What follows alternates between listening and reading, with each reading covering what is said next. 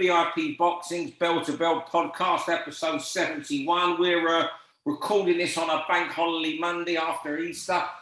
Big fight week coming up, Tyson Fury versus Dillian Whyte. And instead of the usual, 3 minutes each round, we're going to talk a couple of topics quick at the end. We'll still only be going for 25 minutes or so, but we're going to spend a lot of time talking about Fury Whyte because that's all that matters really in boxing this week. Anyway, if you could subscribe to the VIP YouTube site, brilliant. And if you can leave us a review, even better. I'm Steve Lillis, and with me, my co-host, John Evans, and a special guest this week. I think it's his second or third time on. It's one of the middleweight division's leading prospects, Brad Rea. How are you, Bradley? No, I'm all good. Thanks, Steve, mate. Cheers for having me back. Good to have you back. And you're back in the gym today, first day back after a couple of weeks off. I am, mate. I am. I've had a nice rest, recharge the batteries, let me hair down, and good to go again now. Yeah, but before we talk about Fury, right, let's just John will speak to you, myself will speak to you about your own career. You're 13-0 now, and earlier this month, was it Lucas Undafaluma? You beat on points. You've done better than I've done with the nigga anyway. You know what? And we talk a lot on this podcast, and John was quite emphatic about it last week, about how well matched Conor Benn has been made, the right fights at the right time. Your matchmaking's been pretty good as well. There's been the knockouts, guys with great records, there's always a chance you could bang out. The guys like Undafaluma, who would take you that distance and learn you. How do you feel your matchmaking's been made by the various matchmakers that you've had to work with, from John Pegg and whoever's doing your matches now at Boxer? Is it Carl Greaves? Yeah, Carl does the matchmaking now, but I think it's one thing in my career that has really kind of propelled me, especially recently. And it's kind of the difference between me and a lot of the other prospects, because, we've by no means picked easy fights. When you look at my last 4 fights at Undafaluma, who boxed at a good level, very experienced. My opponent before that, Craig McCarthy, was undefeated. Before that was Jez Smith, again, who, boxed at a very good level, gives most people a tough night. And then my one before that was Lee Cutler, who was undefeated. So I'm by no means taking easy fights, but I think it's one thing that me and my team, we've picked the right fights at the right time. And, I think a massive reason why I'm in the position that I'm in now. And, I think we kind of continue to do that as we are now. And, I think Blade and Steve, and obviously boxing now, who all have an input in my fights. I fight anyone, whoever they put in front of me. I'm not fussed. But, I think they've done a great job with kind of the gradual step ups and the different styles and different opponents, and, I think it's a massive part to how fast they've progressed over the last few years. Yeah, different styles, different opponents. And I remember Dean Powell, God bless him, the late, great Dean Powell. He always used to say the first 15, 20 fights for a prospect, you should fight every style: the negative southpaw, the aggressive southpaw, the puncher, the puncher who you should have the better of, to make the complete fighter. Yeah, definitely, because once you get to that top level and, you've got titles and you're having mandatory challenges and stuff, you can't pick and choose who you're fighting then. You've got to have a bit of everything. And I think that's, we've tried to do that as a team. I think we've done it quite well. I reckon a lot of matchmaking these days, and it's probably not so much the matchmakers, because people like Carl and John Pegg are experts, aren't they? But I think a lot of it might be TV channels and stuff. It all seems to be done on comparison, doesn't it, Bradley? Well, he beat him on points, so we'll match him with this guy and see if he can stop him. It's not done for benefiting the fighter with different styles and different things like that. It's all just done on comparison to see who can get the best result. Whereas you would, like, the people you've been fighting, they're different, aren't they? Apart from Jez Smith, but Jez fights everyone. And you've been able to be brought along and built by having these different styles. So, yeah, you're being done differently, and we can all see the benefits. Yeah, definitely. And everyone knows it just because one fighter beat one fighter and it doesn't work like that in boxing. You've seen it so many times over the years. Like you said, the styles make fights, and just because one fighter beats someone and he beat another fighter, it doesn't mean they're going to beat him. It doesn't work like that. So, I think it does happen a lot now on TV, that, doesn't it? Where, someone will come in and maybe cause an upset, and that's it. Then they just get kind of passed around, don't they, by the other fighters in that division to see how they get on with them. Yeah, exactly. All it takes is one guy to come over from Slovakia, win 4 rounds on a card, and he's back again and again and again and again. 100%. 100%. John, you've been about too long, John, and you're getting more cynical than me. You should be speaking to me on this every week when we record this, John. You're morphing into Lillis, mate. I don't want that, mate. You're morphing into me, mate. The Slovakian guy who comes in week after week. Anyway, we're going to crack on and look, we're going to have a good chat about, chat for 10, 15 minutes about Tyson Fury, Dillian Whyte. The fight, the hype, the magnification of this fight's going to go bananas as the week draws on. So I'm going to start with you, Brad. Our first question to both of you. Brad, is it going to be great hype, shame about the fight, or is it going to be one to remember, Fury versus Whyte? Yeah, no, I do think it'll be one to remember. I think the majority of Fury's fights are now. It is just a real spectacle, and the fact that he's back in the UK, it looked at a point where he wasn't going to box over here again. So it's great to have him back, and I'm looking forward to it. I am. I think the publicity kind of leading up to it, it's not kind of been there, but it's not needed to be. It's such a big fight anyway. So how fast it's sold out, and you've kind of had Whyte, not having anything to do with the publicity, the press conferences and stuff, which has kind of added a little bit more interest. Is he just off in Portugal behind closed doors and smashing the training and has just got the fight on his mind? And, I think that's got a few question marks above it. And yeah, I'm really looking forward to the fight, to be honest. I think, just everything about it. Fury's ring walk. What's Fury going to do for his ring walk? And I think he's looking in quite good shape. Fury, I think he's trimmed down a little bit, and we're 5 weeks here now, and like I said, the publicity and the advertisement maybe hasn't really been there. But once you get to fight week, and it comes around fast. Bloody hell, it's Fury fight week this weekend, and you get them little excitements, and you start seeing the little bits on YouTube and on Facebook and stuff. And I'm really looking forward to it. And I think it's definitely going to live up to the hype. Yeah, before I pass to John, I've been proven totally wrong. When Dillian Whyte didn't turn up at a press conference, I thought that could damage the fight. John told me it wouldn't, and as usual, John was right. Anyway, John, you take over. Yeah, I was going to say then, go back a few weeks. Now, I said, the fact that Whyte's not been doing the press, it's actually meant that every day people have been talking about the fight. It's kept it in the news. Yeah, you've not seen him kick off at a press conference, whatever. But every single day, people have been talking about Fury and Whyte. And it's, in a weird way, if he's not tried to promote it, it's had the opposite effect, hasn't it?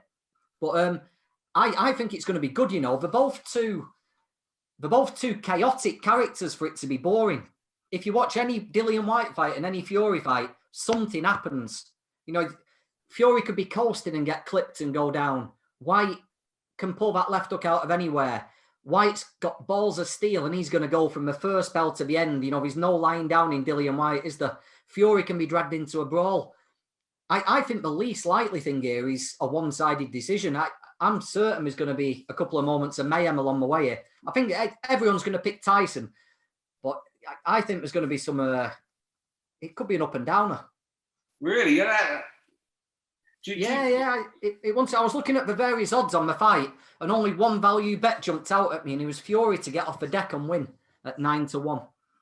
Really? Well, you're not a bad tipster, John. So I might have to have a little go with that. But no, I mean, look, I ever since it's made, I know you were saying the other week, John, about something chaotic could happen. I mean, certainly nothing would surprise me. I think Fury's going to go out there and just try and jab his way, and almost. I've got a feeling is the win absolutely as comfortably as he wants to. Just don't know. I've just got this feeling he's coming in leaner. We're not going to see the Fury who jumped to over Deontay Wilder. I think we're going to see the Fury we've seen in the past who just jabs his way. I agree on that. I think it's going to be easy for Fury. I think it's going to be an easy night, and I think he's going to make Whyte, but he's by no means an average fighter, but I think Fury's going to make him look a really, really average fighter. I just think his style's all wrong for him, and the only reason I could see Whyte having success is if Fury has overlooked him and took it lightly, which off his record he has done in the past. A few of them earlier comeback fights against the lesser fighters, and maybe even Wilder in the last fight. I think he can overlook fighters and not turn up like top of his game Fury. But if he does, which I think he will, I think it's going to be an easy night for him. I really do. I think he's going to get him out of there. I think he'll stop him. I think he'll just beat him up, like you say, off that jab. I think he'll pepper him off the jab, everything coming off the jab, and I don't think he'll be able to miss.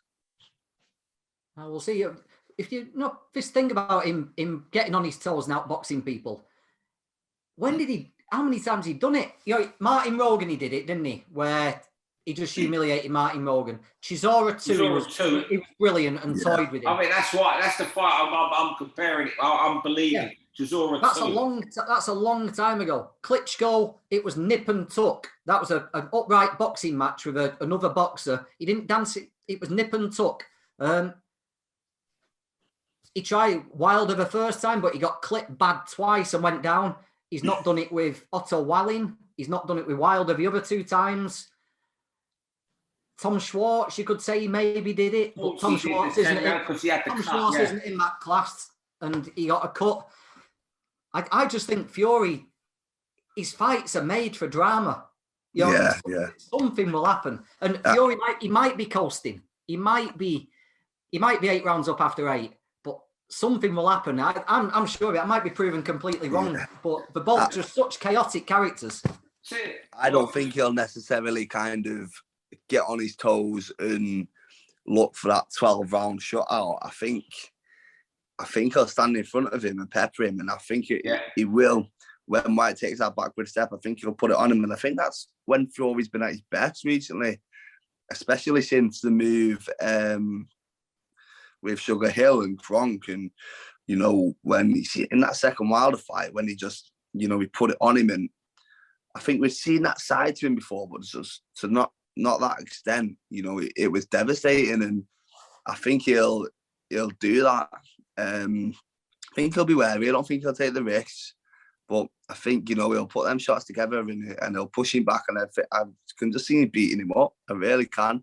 After a couple of rounds, I can see Fury struggling to miss when he's throwing shots. Yeah. I tell you what, also about these two, where it was mainly really, I don't know, not as much look forward to it, where I'm really pleased that it's these two. I went back, I thought, thinking back to earlier in their careers, when these guys turned pro, I knew Dillian Whyte quite well in his early days. So I was doing some press work for Kelly Maloney, and Dillian was on these small shows just knocking out the Slovakians who want to be coming here every week, but he was knocking them out. And you was thinking British title at best for him then. And I'm thinking back Tyson Fury, and I remember going to, John may have been there around, 2010, this would have been. It was a few months after he beat John McDermott, the controversial John McDermott, and he knocked out some German guy in a round. And it was at Huddersfield Leisure Centre. And the fight everyone was there for that night was Gary Sykes fighting Andy Morris for the vacant British super featherweight title. It was on Sky. Tyson Fury was just a bit part player on this night. I think Carl Frampton was on the bill very early in his career, was getting more attention. And I just think, usually, when you get 2 British heavyweights, like this fighting with 94,000 people, maybe 800,000 pay-per-view buys, they've had the golden treatment from day one. And these two haven't really. When they turned over, they weren't far off blue-collar fighters, because if someone had said to you then, 12 years ago, these two would be fighting for millions and millions in front of all, nearly at Wembley Stadium, they would have sent you for a frontal lobotomy if you said that. And I think that gives you so much, that's part of it. I mean, not this sport gets knocked, but isn't that beautiful about this sport, that this has happened, these two? If someone had told you Tyson Fury would still be unbeaten when he was getting put on his arse at the Trafford Centre. I was there that night, yeah. And it nearly kicked off. It was nearly a riot, His weren't brother it? tried to jump in the ring. He got disqualified. Yeah. The brother tried to get in the ring to chin the bloke who he chinned in the next round. If someone had told you Fury would still be and when you had David Price tearing it up on Sky, while Fury was coming along getting put over every now and then, no one would ever have believed you, would they? Nevin Padgett, that was the guy at... Nevin Padgett, yeah. I don't know, you would have been... Oh, God, you would have been still at school. Did you know about this fight, Bradley? Yeah, I remember watching Fury as an amateur, because obviously he was from Jimmy Egan, just up the road from me. I went to the forum, watched him a couple of times when he was on the amateur shows, and so I've kind of always followed him. And I'll hold my hands up when he first turned pro. I was not a Price fan.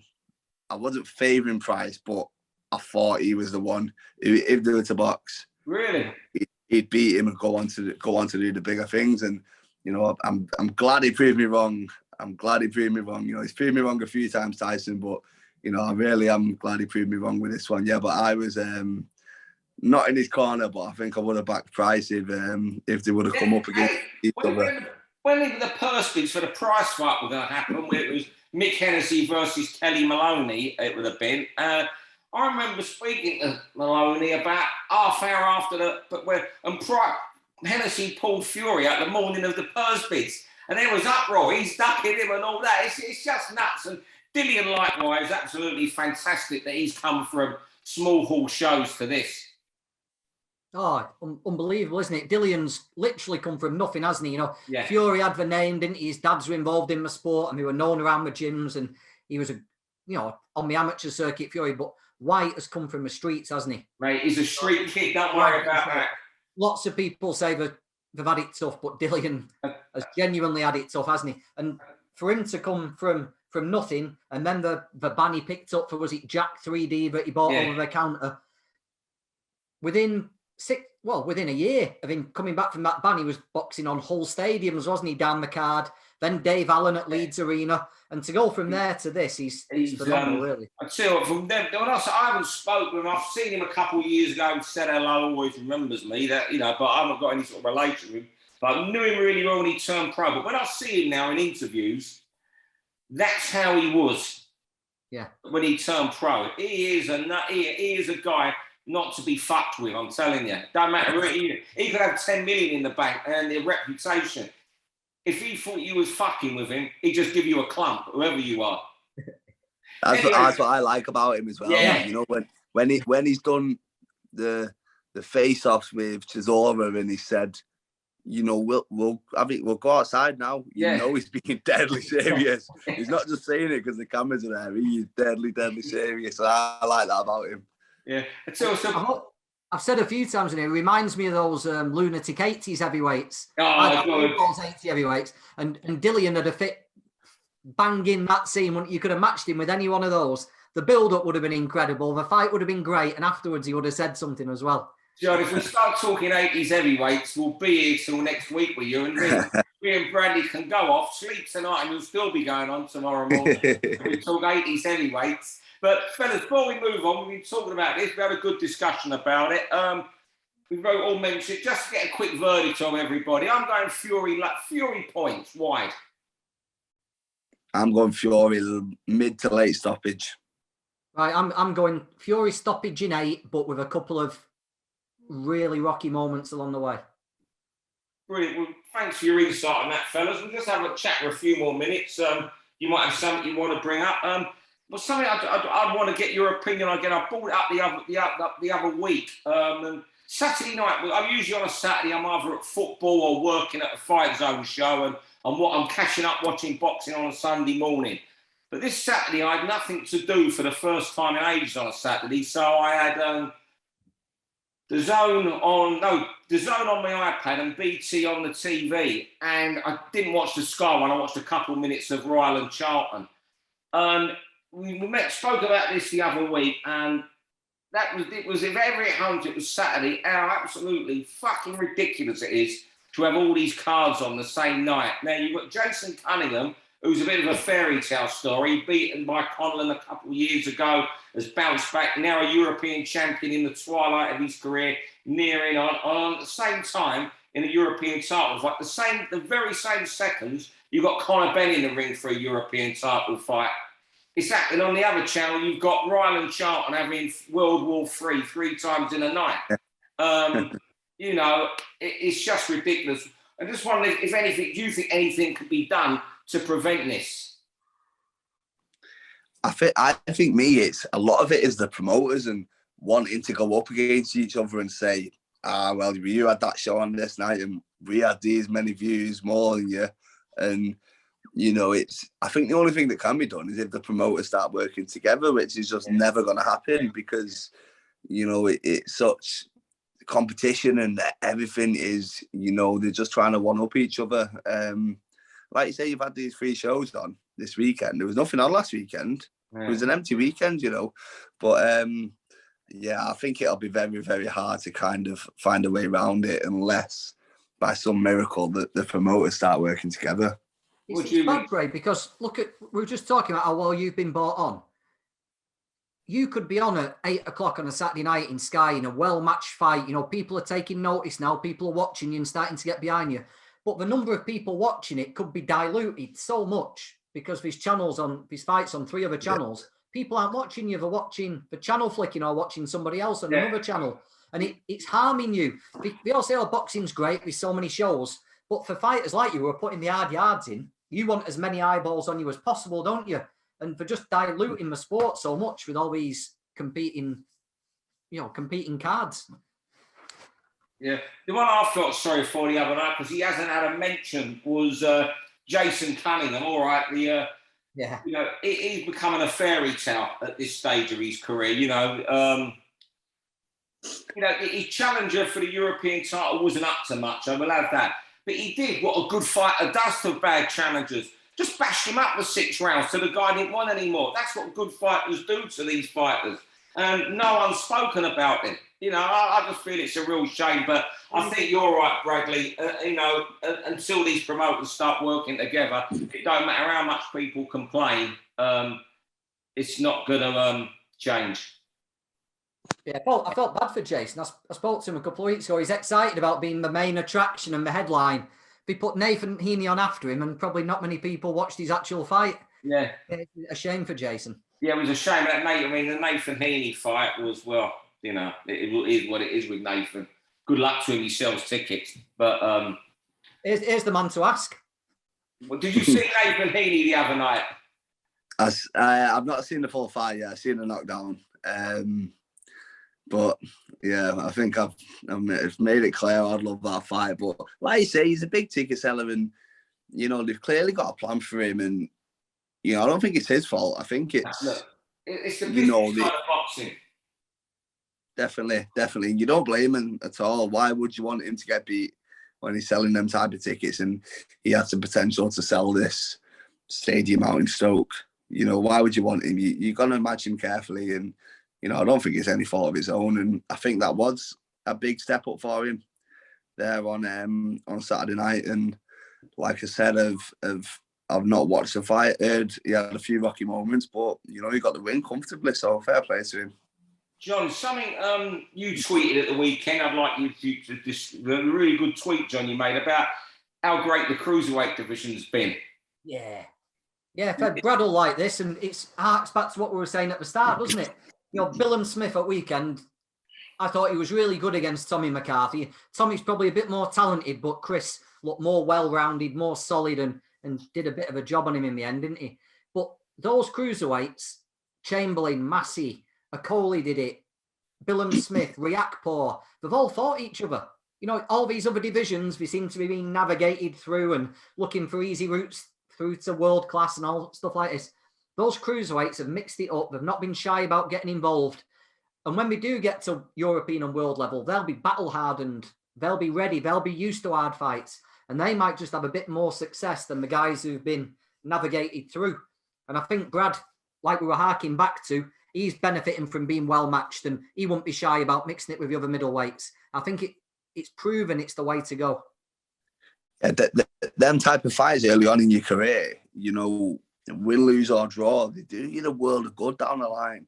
Once you get to them title fights and the big, and you've really got to kind of bite down on your gum shield at some point, and everything, tactics are out the window, and it's just who wants it more. When you've done that early on in your career, even if it's just in spells in a certain fight, you know, it doesn't have to be a Gatti Ward over 4 rounds. You know, as long as you've kind of had that bit in you where, you know, you've had to dig deep, and, you know, down the line, it does you the world of good. And that is one thing that me and Blaine say when we're picking these fights. You know, we're going to have rocky moments and hard times, and that's getting us ready for down the line when it happens in these big fights.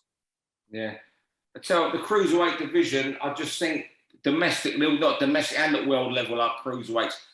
I know the middleweight, heavyweight, lightweight might be lightweight's certainly trendy at the moment, but heavyweight, middleweight, super middleweight are the real blue ribbon divisions. But I think over the last 35 years, going back to before Carl Thompson, the cruiserweight division has been consistently the most exciting around the world. It's been absolutely brilliant. I absolutely love the division, and you know, even now at the top of it, you know, guys like a Coley, not everyone's cup of tea, but try beating him. You know, Marius Breedis, fantastic. I mean, it's a great division.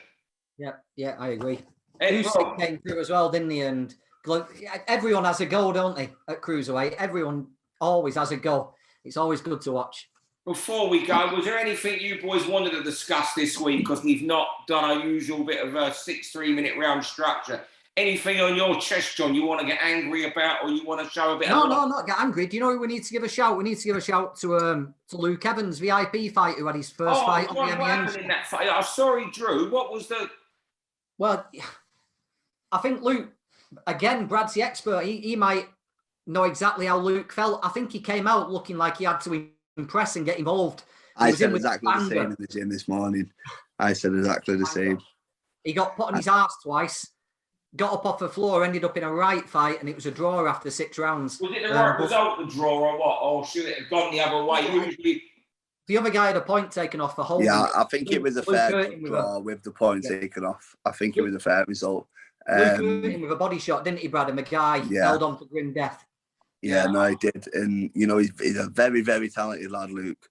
Obviously, I trained with him a long time when he was at Hatton's. Very, very talented lad. And, you know, I think you see the side of him there where he had to bite down on his gum shield, and, you know, he's shown that he's got a bit of bollocks and he's got a bit about him, and he can have it out when he had to. Yeah, it was sink or swim there for a couple of rounds, and he could either have got on his back foot and tried to pinch the rounds and lost and never been seen again, but he bit in and, you know, really showed that he wanted to do it. So fair play to Luke there. The result, look, I just saw the result and saw the bizarre scorecard. I wondered what happened. I'm glad you mentioned it, John. But look, what is it? It's his first blemish in 10 fights, and if he learnt from it, he's got plenty of time to come back now. Well, we said last week with John Pegg, didn't we? We'll find out if he can take one, and we'll find out how much he wants to do it. And we found out, you know, he took one, and we found out he wants to do it. So you could put it down as a couple of ticks in boxes there. Well, brilliant, John. Cheers for that, as always, mate. Before we go, Brad, when are you? Have you got a date you next to when you're out? I've not got a date yet. I've been told to aim for July time. So back in the gym now, and, you know, hopefully something big comes up. You know, I'm hearing whispers maybe Savannah Marshall, Professor Shields undercard's going to be in July for boxers, so might end up on that again. If anything, back at the arena, you know, I'd love to jump on that, but, you know, I just want to keep progressing now, and hopefully we're looking at some kind of title or some kind of title eliminator, and, you know, get in the mix now. I think I'm at that level. I think I'm at that stage, 10-round fight, and, you know, get on the hunt for some titles. There's momentum with you because people are saying good things, writing good things on the internet and stuff. There is that momentum with you, isn't there? Yeah, definitely, and it's good that, you know, it's finally come. It's finally come. You know, I've said it so many times, but I've come up the hard way. I've done it the hard way, and I knew that when I turned pro, I wasn't going to have my name up in lights straight away. I wasn't going to be rich or on TV, and but I believed in myself that if I worked hard, I could get to the point that I'm at now. And I've put the work in, and things are coming good. But I'm just getting started. You don't fancy squeezing in another 6-rounder against the late notice same day weigh-in at Bolton White's Hotel? Definitely not, mate. Definitely not. The same day weigh-ins are over, and then suddenly some little spot fella comes in and puts his head against your chest or something. Now you're a big time now. You're a big time now. You had 2 weeks globe-trotting around the world on a European tour for 2 weeks before you went back in the gym. Meeting all my fans in Munich and Austria. But no, mate, I like I say, I enjoyed my little rest there. But I'm ready to crack on now. I think this is going to be a very important year for me. Yeah. And I've been very active as it is, but I want to continue to be active, and then hopefully going into next year, I'll be in a good position where we can, really start pushing to get into some big fights. Brilliant. Well, I'll tell you what, thanks for popping on tonight, Bradley. Thanks for your chat, and particularly you're talking so well about Fury Whyte. The same for you, John. I'm confident, always with you, John. You've got a great way of putting me off when I'm going to have a bet on a Saturday night. You have with your, your this could happen, that could happen. You got me thinking now. Should I go for a disqualification anyway? But, thanks a lot, fellas. Thanks everyone for listening. We'll be back next week, and it'll be back to 6 3-minute rounds. And the guest is Nick Manners. So John and that bell will have to be really strict next week because he can talk. Thanks very much, fellas. Nice one, lads. Thank you. For all boxing info, news and latest interviews, amateur and pro, across the north, click and subscribe. VIP Boxing Promotions. Also, Twitter, Instagram and Facebook.